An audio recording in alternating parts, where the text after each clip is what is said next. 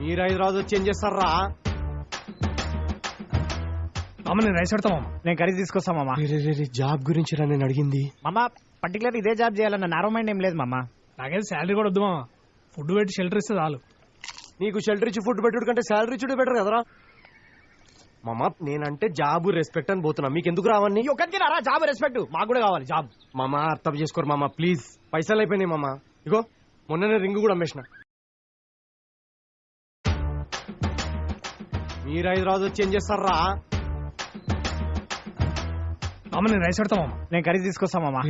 Job గురించి రా నేను అడిగింది. మామ పర్టికులర్ ఇదే జాబ్ చేయాలన్న నారో మైండ్ ఏం లేదు మామ. నాకైతే శాలరీ కూడా వద్దు మామ. ఫుడ్ పెట్టి షెల్టర్ ఇస్తే చాలు.